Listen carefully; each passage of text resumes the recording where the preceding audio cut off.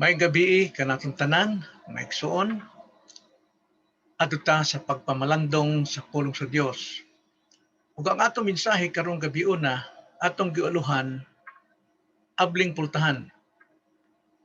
Abling pultahan. Apan ang atong tema, unsa may mga timailhan sa usa ka abling pultahan. Unsa may mga timailhan sa abling nga pultahan.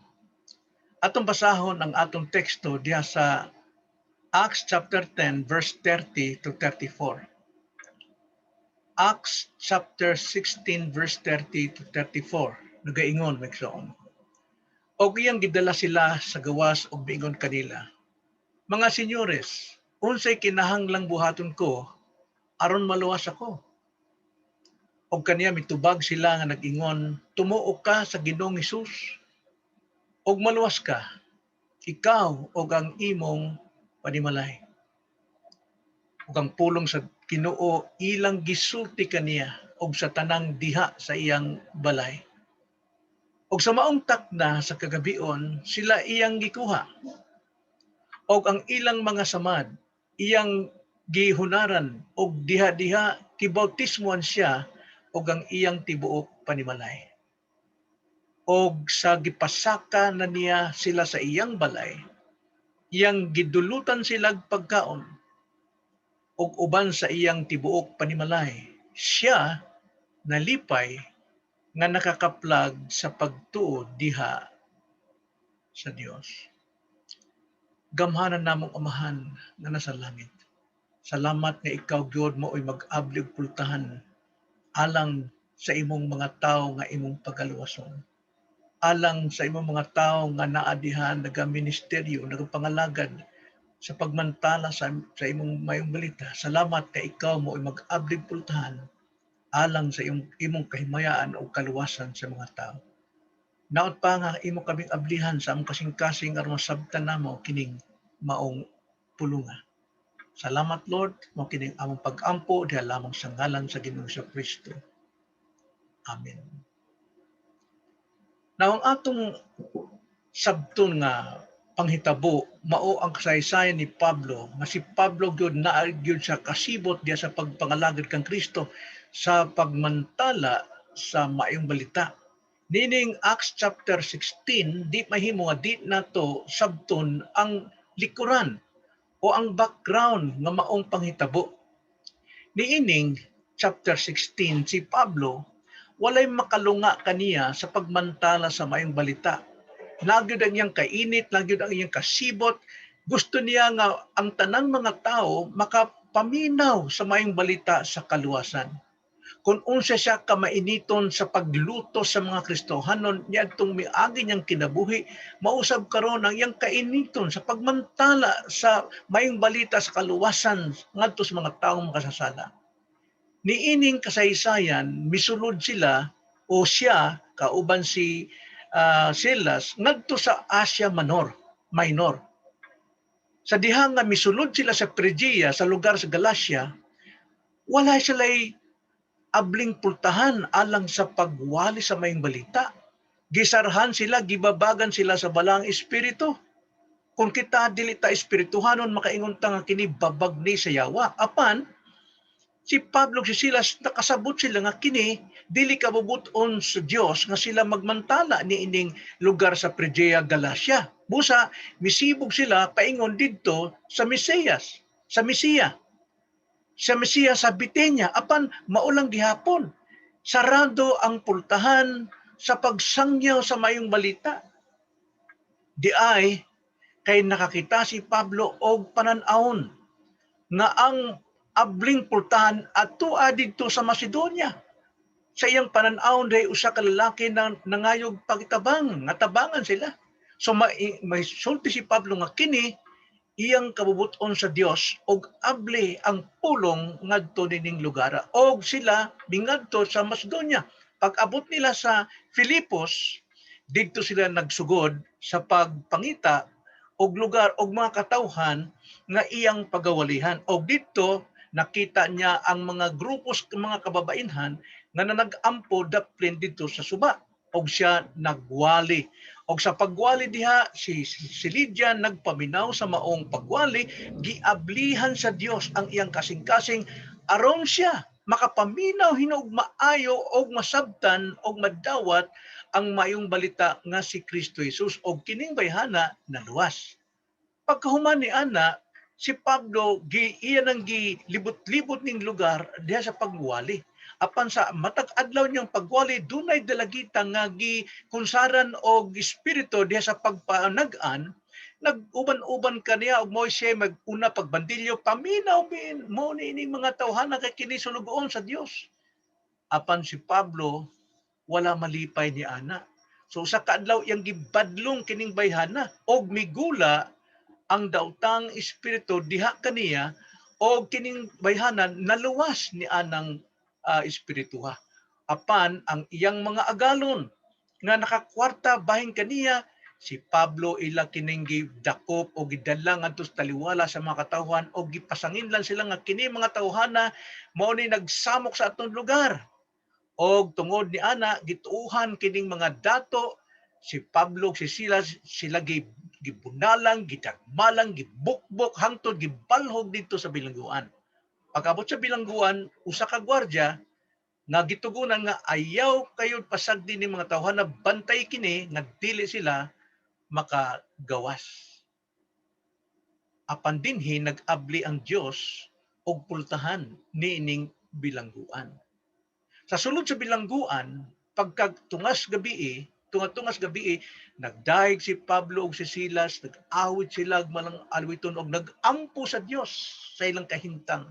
Og diha-diha ang Ginoo mitubag, nagdehay linog nga pagkakusog kayo og nangauyog ang tanang mga selda sa bilangguan og hugmak ang mga rihas sa mga bilangguan og mga kadena sa mga bilanggo nangatangtang og nawala ang sulad nagkangit-ngit sa pagmata pa ning gwardiya na tingala siya kuha siya sa iyang espada kay iyang dunggabon ang iyang kaugalingon tungod sa kahadlok sa ilang emperador kay ang ilang emperador mo ilang kaluwasan mao ay nagsuporta kanila mo ay nagbuhi kinila og siya dili kasaligan busa iyang gilanit ang iyang espada aron magpakamatay apan gibadlong sa ni Pablo nag-ingon, ayaw pagasakiti imong kaugalingon, kay ania kami, wala kami manggawas. Sa diha, ng gwardya, nakadungog ni ini, nagpangita siya, nangay siyag suga. O sa gitagaan siyag suga, ang iyang gibuhat na higsoon, dito siya, mihapa siya ngadto kang Pablo, atubangan ni Pablo, nagkurog-kurog diha, o nagpangutana, unsa may kinahanglang buhaton ko arno ko maluwas. Maigsuon nining hitabua mao ni timailhan nga dunay abling pultahan dili lamang sa bilangguan kundi sa kasing-kasing nining tawhana nining gwardiya pultahan alang sa kaluwasan. So tan-aw nato dinhi unsay mga timailhan sa abling pultahan labi na kanato nga magwawali kita nga mo ngadto sa ibang laing mga dapit aron sa pagwali unsa may timailhan nga dunay abling pultahan nga gihatag sa Dios o dunay balaang higayon nga gihatag ang Ginoo. Tulo ka kahimtang atong makita diri. Primero, dunay makasasalang nagpangita. Ikaduha, dunay klarong higayon sa pagpag-ambit sa kaluwasan. O ikatulo, klaro gyud na ikahayag yung kipadayag yun ang manuluwas nga muluwas. So atong tan-aw ni tagsa-tagsa unsa may timailhan sa abling pultahan sa atong ministeryo. Primero, ang timailhan sa abling pultahan dunay makasasalang magpangutana, magpangita gyud og unsay kaluwasan. Atong basahon ra gud. Versikulo 30. Nagingon, og iyang gidala siya sa gawas og miingon kanila, mga senyores, unsay kinahanglang buhaton ko aron maluwas ako. Maigsoon kining pangutana angay ning maoy pangutana sa matag tawo makasasala. Og ikaduha, kining pangutana angay nga maoy pagatubagon sa matag Kristohanon didto sa nagpangutana. Tanaw nato primero, kining pangutana angay nga pangutana sa matag taong makasasala. Kung dunay abling pultahan nining lugara, niining pamilyahan, niining mga tawhana, naagoy magpangutana o magpangita unsa may kaluwasan. So kining pagpangutanaha, nagpaila nga kining gwardyaha maigsuon, dunay daang pagtuo. Ang iyang pagtuo, ang kaluwasan, pinaagi sa binuhatan. Kay tungod ang ilang manluluwas, kining mga gwardya sa Romano, ang ilang manluluwas mao ang ilang emperor. Kay maoy maghatag nilang trabaho, maghatag nila og higayon, maoy mo hukom kung patyon sila og dili, taga sila kinabuhi. So, naagid sila dihan nagtuo nga kini og magmaayo ka lamang luwason gid kanay ning emperor. Apan karon nakita niya nga dili kini buhat sa emperor kining paghugmak sa bilangguan, sa paghugmak sa mga talikala o sa ilang paghagapos. Nabag-o ang iyang hunahuna, nabag-o ang iyang pagtuo sa kaluwasan karon. Nakita niya na kung manluluwas talaga ang ilang gituuhan pinaagi sa mayong buhat, nganong nahitabo ni? So nakita niya nga ang kaluwasan dili pinaagi sa kaugalingong kinabuhatan. Klaro nga wala pa siya'y kaluwasan ining tawhana. So giangkon niya nga wala pa siya'y kaluwasan, unsa may akong pagabuhaton aron ako maluwas. Maigsuon, ato nang klaruhon unsa may pagtuo ni mga tawhana nga nagpangita o nagpangutana. Unsa may ilang pagtuo kinahanglan gyud ato kana masabtan aron nga itudlo kanila ang maayong balita sa kaluwasan. Ikaduha, kining pangutanaha angay nga pagatubagon sa matag usang Kristohanon. Nagaingon ang 31, og kaniya mitubag sila nga nag-ingon tumuo ka sa Ginoong Hesus og maluwas ka. No? Kinanglan kada Kristohanon makatubag og unsay katubagan niya nang nagpangita og nagpangutana. Apan kung nakahibalo ka sa imong kaugalingon, doon na kay katubag. Sama sa giingon ni Apostol Pedro sa iyang sulat sa 1 Pedro 3:15, nagaingon, hinunua sa sulod sa inyong mga kasing-kasing, katahiin ninyo si Kristo ingon nga Ginoo. Kinahanglan andam kamo kanunay sa pagtubag, kang bisan kinsa nga na mangutana sa hinungdan sa paglaom nga naka ninyo. Hinuon buhatan ninyo kini uban sa kaaghop o kataha. Naagyod ang pagkamaayo sa imong kasing-kasing. Naagyod ang wisdom sa pagtubag. Andam pa sa pagtubag na unsa man nato pagpangandam kung kita mismo wa ta kay balo og unsa giunsa ta pagluwas na unsa ta pagluwas kinsay nagluwas nato. Igo ra ba ang pagluwas nga tuo ka lang luwas ka na? Naigsuon. Atong tan-aw ng Biblia. Ang Biblia mo yung tubag niini aron maklaro nato unsa nato pagtubag sa mga taong nagpangutana. Ang Efeso 2:8-9 klaro kaayo kung giunsa ta o dis ata maluwas o giunsa ta pagluwas, giunsa pagdawa sa kaluwasan. Atong basahon, Efeso 2:8. Kay tungod sa grasya kamo nangaluwas, hunong ta. Dis ako no tungod nga kita naluwas sa grasya. Grasya nga naimbot pasabot, hatag. Dili imong gitrabahoan, dili imong mayong binuhatan. Kay kung imong binuhatan, dili na grasya, kundi bayad, sweldo. Apan ang kaluwasan kuno, grasya. Kay tungod sa grasya, kamo nangaluwas. Di siya ta maluwas sa unsang pamaagi sa grasya. Karon, giunsa nato ni pagdawat? Pinaagi sa buhat? Dili. Pinaagi sa mayong binuhatan? Dili. Pinaagi sa pag-intra sa iglesia, pagpamembro sa usa ka iglesia? Dili. Unsa may gisulti diha? Pinaagi sa pagtuo. So kung pagtuo, nagaingon, dili kini sa inyong kaugalingong kahimuan. Kini hatag sa Dios. Mo'y grasya. Dili tungod sa mga binuhatan aron walay bisan kinsa nga magapasigarbo. Kung ato day ingon nga kita naluwa sa atong mayong binuhatan, mali pagkagarbo nato. Apan kung atong pagadawaton nga ang atong kaluwasan, grasya sa Dios, nadawat nato pinaagi sa pagtuo. Karon, ang pangutana, igo ba ning pagtuo nga naa nako sukad nga ako gianak? Mao ba ni makaluwas? Kining pagtuo nako nga akong kinaiyana? Kung kanamoy makaluwas, tanang tao maluwas. Apan kay balota nga dili tanang tao maluwas. Kung kinsa katong mutuo lamang sa Ginoo, maoy maluwas. So, disamon magikan ang kaluwasan.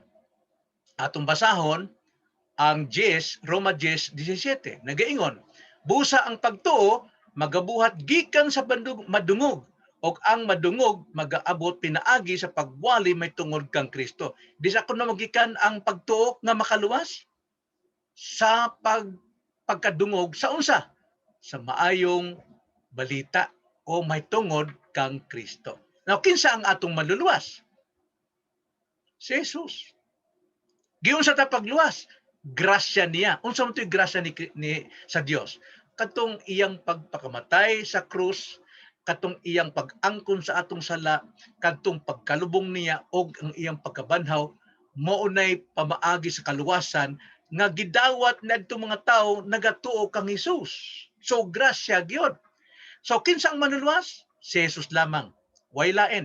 Dili ang pag-intra sa iglesia, dili ang pagbuhat og maayong binuhatan, dili pagtuo sa dagkong mga tao, mga pari o papa, kung sa man. Kinsa raman? Si Jesus. Kung sa ikasulti sa Biblia. Katong basahon, mga buhat 4:12. Nag-ingon, og walay kaluwasan pinaagi kang bisan kinsa nga lain, kay walay bisan unsang nga panglain nga ngalan sa silong sa langit nga gihatag ngadto sa mga tao nga pinaagi niini maluwas kita. Kang isa ngalan lang, kang Hesus. Dili kang Maria, kang Hesus. Dili kang Pablo, dili kang Pedro, dili kang Santiago, kang isa, kang Hesus. Nga naman, nag-iingon si Jesus sa Juan 14:6. Si Jesus mitubag kaniya, ako mao ang dalan, o ang kamatuoran, o ang kinabuhi. Walay bisan kinsa makaadto sa amahan, gawas kung pinaagi kanako. Walay bisan unsa makaadto sa amahan, but pasabot maluwas, kay tungod di man makaadto sa amahan ang dili maluwas. Paingon man sa impyerno katong dili maluwas. Gawas lamang kay Jesus. Og John 3:16 sa gisulti, kay gigugma gayod sa Dios ang kalibutan nga tungod ni anak gihatag niya ang iyang bugtong anak, kausa-usang anak, unique child, gingadlan, unique son, bugtong nga anak aron ang tanan nga mosalig kaniya dili malaglag kun dili may kinabuhing dayon. Kinsa kuno tong makadawat na dili malaglag kadtong mosalig kaniya. Ngano mang makasalig man ang usa ka tawo kay tungod nagpaminaw sa maong pagwali bahin kang Kristo. Kay ang pagtuo nagagikan diha sa pagpaminaw sa madungog nga pagwali bahin kay Kristo. Mao ni tinuod. So katong atong tinuuhan kinaiya dili na mao. Kini ang atong pagtuo usab makahimo tag mga buhat, mga butang tungod sa atong pagtuo apan dili makaluwas. Ang makaluwas katong gikan sa pagpaminaw sa pulong sa Dios. Ngano man, kaysa diha nga ang tao magapaminaw, mukunsad kadto ang pagtuo. Apan, igor ba na? Sa may pagsabot na nga gitagaan tag pagtuo. Mauni ang usa ka kamatuuran nga wala itago sa Dios na nasa iyang Biblia. Unsa man panghitabuan ni Ezekiel 36 atong tan-awon sa diha nga ang tao magpaminaw sa wali o niya mukunsad ang pagtuo nganuman. Tan-aw nato Ezekiel 36, versikulo 26 ngadto 27. Nag-iingon, nagasulti ang Ginoo, hatagan ko usab kamo sa usa ka bag-o nga kasing-kasing. Tanawa, sa diha nga magpaminaw ang tao sa wali sa mayong balita, ang balaang espiritu o ang Dios mulihok sa atong sulod sa atong pagkatao o miingon hatagan kag bag-ong kasing-kasing o bag-ong espiritu igabutang sa sulod ninyo. Kuhaon ang mga batuong kasing-kasing gikan sa inyong unod og hatagan ko kamo sa bag-o sa usa ka bag-o nga kasing-kasing. So dili na daang kasing-kasing anaa diha sa taong nagpaminaw sa pulong kun dili bag-ong kasing-kasing bagong espiritu. Og ikatulo, versikulo 27.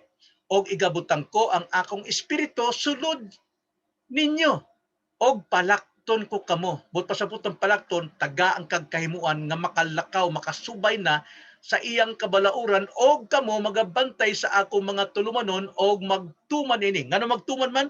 Kay mutuo naman. Ngano mutuo naman? Kay bag-o naman ng espiritu, bag-o ng kasing-kasing. So doon na siya pagsabot sa espirituhanong mga pulong nga iyang madawat, nga iya kining ipanginabuhi, nga iya kining tuuhan aron siya mabag-o ang iyang kinabuhi. Subusa, sa diha nga magpaminaw ang tao sa mayong balita, mukunsad ang balang espiritu, muhatag bagong kasing-kasing, muhatag bagong espiritu, o papuyo ng espiritu sa iyang anak na si Kristo, Galatia 4:6, o diha makasalig na siya, makatuo na siya, subusa diha madawat niya ang grasyas kaluwasan. Kay kung dili ka anak o kusab, nga igsoon, unsay tawag na, born again. Tanawa ang John 3:3. Og si Jesus mitubag kaniya, sapagkat tinuod magaingon ako kanimo, gawas kon ang tao iganak pag-usap. Kung sa buot pa sa na, bagong tagaan kag bagong kasing-kasing, bagong espiritu, o nya pasudlan pag-espiritu sa Dios, mo na bagong gipanganak, dili siya makakita sa ngandirian sa Dios. Dili gyud makita. Nganuman, unod nun ang iyang pangunahuna, unod nun ang iyang parlantaw. So busa kinahanglan mo trabahong balang espiritu aron bagong kasing-kasing, bagong espiritu aron siya makakita sa mga espiritu na butang, makakita siya sa ginharan sa Dios. Versikulo 5, John 3:3 sa 5, nag-ingon, og si Jesus mitubag sa pagkatinuod, magaingon ako kanimo, gawas ko ng tao, igaanak sa tubig o sa espiritu, dili siya makasulod sa ginharian sa Dios. Dili gyud makasulod ang sa ginharian sa Dios katong wala i-anak og usab. Nganuman, kay ang gianak sa unod, unod man. Og ang gianak sa espiritu, espiritu man. Kay busa versikulo 7, ayaw ikahibulong ang akong pag-ingon kanimo, kinahanglan nga igaanak kamo pag-usab. Dili kini sugo nga atong pagabuhaton, kun dili usa ni ka kondisyon nga gawas ikaanak kag usab, dili nimo makita ang ginharan sa Dios, dili ka makasulod sa ginharan sa Dios. So kining you must be born again, but pasabot kondisyon ni aron ikaw makangadtog langit o makadawat ka sa ginhariang espiritu nining kinabuhi, kinahanglan gyud ika-anak kag usab. Kinsa may mag-anak nimo usab, mao ang Dios pinaagi sa pulong. Karon, mao nay primerong timailhan nga dunay makasasalang magpangita, unsa may akong pagabuhaton aron ako maluwas. Wala say buhaton. Kay gibuhat na ni Kristo ang tanan. So busa, unsa karon nga ngano man gisulti mang unsay pagkabuhaton, kay naablihan naman siya. Doon na say espirituhanong pagpanabot. So kinahanglan musalig siya aron madawat niya ang grasyas kaluwasan. So ang pagsalig dili ato, hatag lang gyapon na sa Ginoo. Karong gihatagan tag pagsalig nga makaluwas, makadawat og kaluwasan, unsay buhaton nato? Isalig nato karon. Dili sa atong unodnong pagpaningkamot. Ikaduha, karon nga doon na nagpangita og kaluwasan, maigsoon. Ikaduhang timailhan nga sa abling pultahan, doon ay klarong pagpaambit. Kinahanglan magpaambit na ta karon. Nag-ingon din is 31:32 sa atong teksto, Acts 16. Og kaniya mitubag sila nga nag-ingon, tumuo ka sa Ginoong Hesus og maluwas ka, ikaw ug ang imong panimalay. Ang pulong sa Ginoo ilang gisulti kaniya og sa tanang diha sa iyang balay. Maigsoon tan-awan eh. Si Pablo ug si Silas nagpaambit sa kaluwasan sa diha na kinintawhan na, nagpangita na. Og sa ilang pagpaambit, tulo ka papaagi. Primero, nagpaambit sila sa yanong kaluwasan. Tanawa, nag-iingon din 31. Og kaniya mitubag sila, nag-ingon, tumuo ka sa Ginoong Hesus og maluwas ka. Yano ra kayo, di ba? Apan kini, gituuhan sa tanan mga tao, na pingarabay maluwas. Mutulo ka lang, luwas ka na. Mutuo ka lang, luwas ka na. Well, maog yun na kung giablihan ka na sa Dios. Apan kung dili pa, way tao mo tuong ano man, Efesios 2:1, patay man ang tao. sa spiritual nga kahimuan. Unodon mo siya. Kaya ang pinanganak sa unod, unod. Apan gianak sa espiritu, espiritu. Busa kinahanglan ikaw igaanak ng pag-usab. Simple lang, yano. Tumuo ka sa Ginoong Hesus og maluwas ka. Wala siya mangabig nga intra mo sa among grupo, maluwas ka. Kinahanglan maminaw ka sa among head pastor aron siya mo maghatag nimo og kaluwasan. Dili, kundi yano nga pagwali Christ-centered gospel. Si Kristo lang dawata, tumuo ka kang Hesukristo. Yanong kaluwasan. Ikaluwa, nagpaambit pinaagi sa pagpakanit sa kaluwasan. Dili lamang na tungtawhana ang saad nga kaluwasan, apil pa ang iyang balay o panimalay. Tanang basahan nato usab ang Acts 16:31. Og kaniya mitubag sila nga nag-ingon, tumuo ka sa Ginoong Hesus og maluwas ka, ikaw og ang imong panimalay. Mao nay timaan may igsuon nga abli nga pultahan. Klaro na sa pagpaambik kay naablihan na kining amahan. Pagkaanindot sa mga amahan nga maablihan sa kasing-kasing, unya iya kung dadon ang mayong balita ngadto sa iyang panimalay, sa iyang pamilya. Ikaw og ang imong panimalay. Kinahanglan dadon nato ang mayong balita sa atong panimalay. Mao na katungdanan sa ginikanan nga maluwas. Ikatulo, nagpaambit sila pinaagi sa pagpasalig sa kaluwasan. Dunay pagpasalig. Unsa man? Giun sa pagpasalig og ang pulong sa Ginoo ilang gisulti kaniya og sa tanang diha sa iyang balay. Unsay gibuhat sa pulong sa Ginoo? Ilang gisulti, ilang gisaysay, ilang gitudlo, gipaklaro ang iyano nga ebanghelyo ngadto na ng tawhana labot ang iyang balay. Pulong sa Dios gisulti kaniya, gisaysay, gitudlo og maayo. Kaniya og sa iyang balay. Unsay klarong timaan nga sila naluwas. Naluwas ba ang iyang mga pamilya? Oo. Nganuman kay sumala pa sa atong sa maong pulong sa bersikulo 32, unsa gisulti? Og ang pulong sa Ginoo ilang gisulti kaniya og sa tanang diha sa iyang balay og sa maong takna na kagabion. Unsa man? Pagkahuman nila paghugas sa samad, sa sulod nila og diha-diha gibautismohan siya og ang tibuok panimalay. Mauna ang timaan nga naluwas. Nganuman, kay tungod ang ilang pagsalig dili taphaw. Ang ilang pagsalig gikan sa kamatuoran nga gisaysay kanila, gipatuo kanila, gipaambi kanila, gitudluan sila. So ang pagsalig dili kini basta mo lukso ka lang dito sa ngitngit, bahala na, dili. Ang tinuod nga pagtuo nga makaluwas naagyod gikan sa kamatuoran nga nasayran og nadawat. Sama po diha sa Etiopanhong Eunuko, gikan sa Jerusalem, pauli na sa ila. Unya miingon ang Ginoo ngadto kang Pilipi, adto kaning tawhana kay siya akong pagaluwason. Kay kining tawhana nagpangita, nagpangutana unsaon man ninyo pagkaluwasan kinsa maning kordero dinhi. Sa akong gibasa. So busa sa diha nga miabot si Pilipi, iya kining sulti, gisaysay ngadto ni ining Eunuko. Tanawang basa na to, 35. Og si Pilipi may bungat sa iyang baba, og ang maayong balita may tungod kang Hesus, iyang giwali kaniya nga diha magsugod sa maong bahin sa kasulatan. Tanawa? Buhat 8:35, nagwali, nagsaysay, nagtudlo og maayo, nagpaklaro sa yanong mayong balita si Pilipi ngadto sa Eunuko. Versikulo 36, og sa nagpadayon sila sa pagpanaw, nahiabot silang tubig, og ang Eunuko miingon, tanawa, ani ay tubig, unsa pa may makaulang sa akong pagpabautismo? Og si Pilipi miingon, kon ikaw nagatuuban sa tibuok mong kasing-kasing mahimo. Tanawa, dili ni basta lang kayon nga mutuo ko luwas na, dili. Kinahanglan nga tibuok mong kasing-kasing. Now, di ka makatuo og tibuok kasing-kasing kung wa ka makasabot, wa ka makapaminaw, o wa ka makadawat og unsay kamatuoran.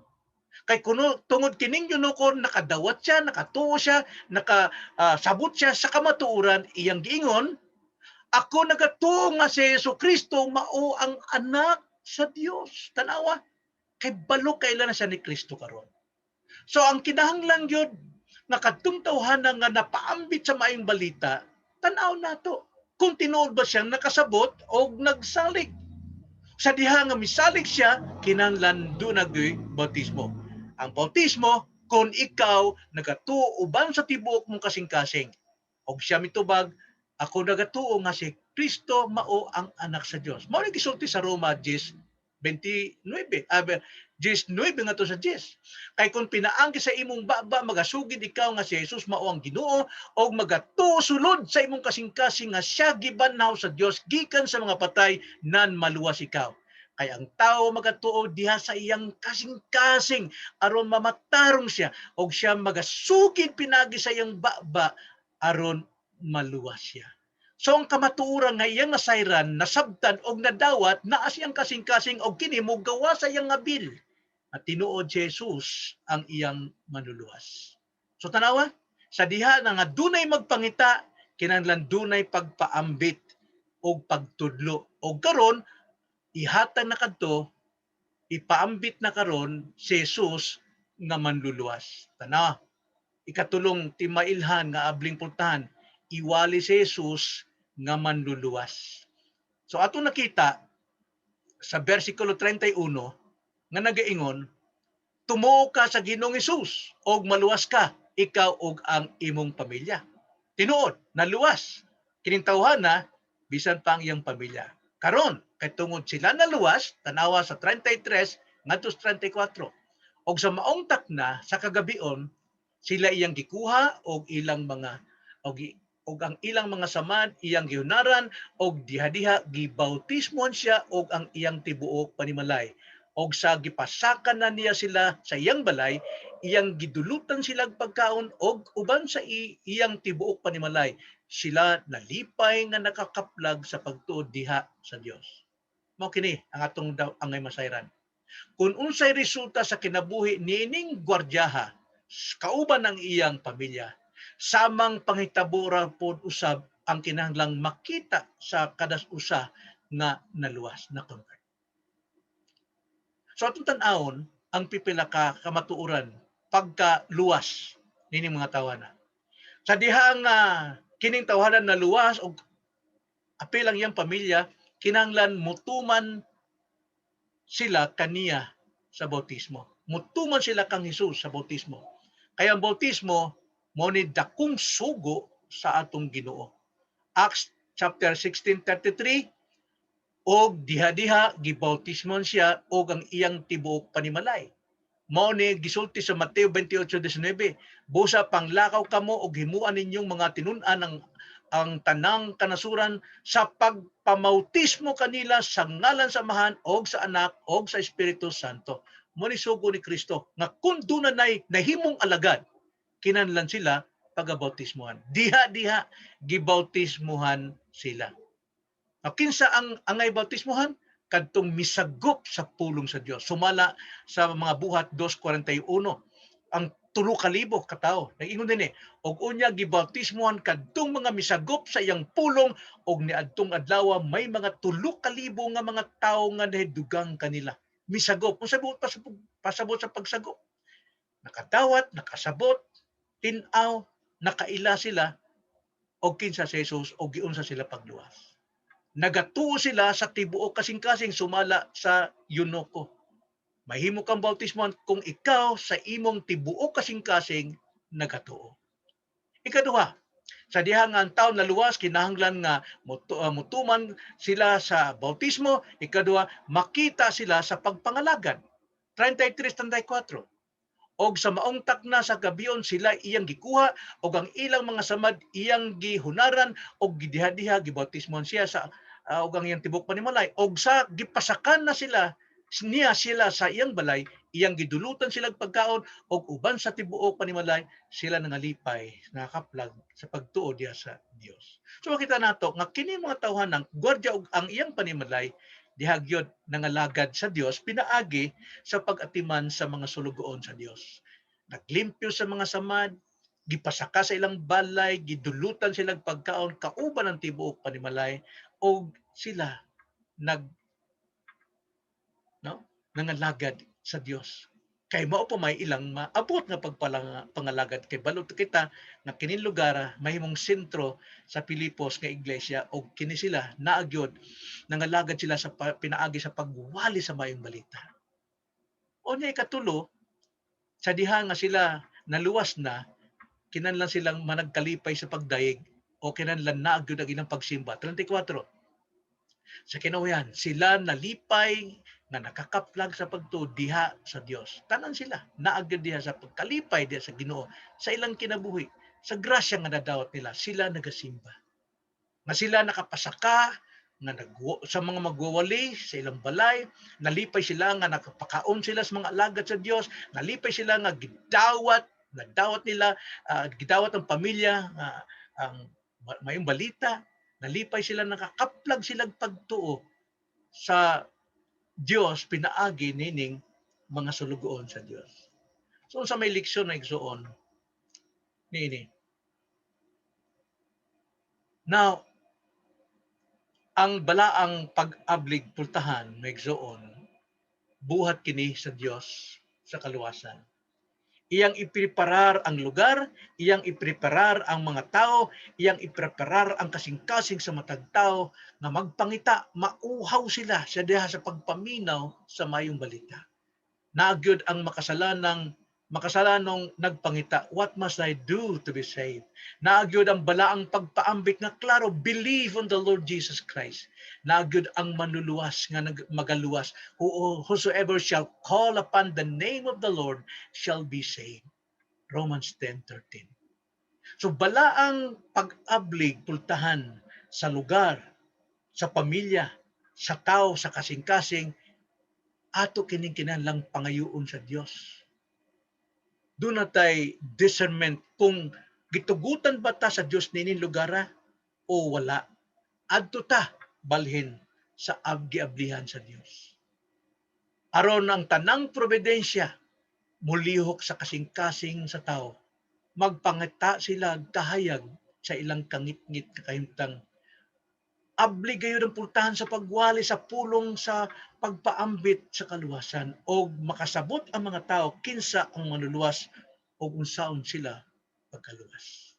Busa maigsuon, kini ang atong topic, abli na pultahan para sa Ebanghelyo. Dalay ko nang umahan. Salamat nining matahom nga kagabion sa pagkadungog namo, pagkasabot, pagdawat namo sa maayong balita. Nga kinahanglan ang among pagwali, Lord, sama sa pagpugas og kining binhi, pagpugas og mais, nga ang among pagpugas amo yung tan-awon kung angay ba ang yuta, kung tambok bang yuta mo dawat sa pulong, amo yung tan-awon, Lord, nga dili mi magpasagad og tanom og magpugas og binhi, Lord, nga anha namo isuksok sa mga simento, isuksok namo sa atop, bisang asa, kung dili isuksok yun namo, itanong kini sa imong giablihang kasing-kasing, sa imong giablihang lugar, sa imong giablihang pamilya. Aron ang imong pulong dili gyud mulabayng kawang, Lord. Salamat, Lord. Hinaot pa magaluwas ka. Pinaagi sa imong mga alagad karon, nagpaminaw nga mooy magmantala sa maayong balita. Kinang among pag-ampo, diha lamang sa ngalan sa Ginoong Kristo. Amen.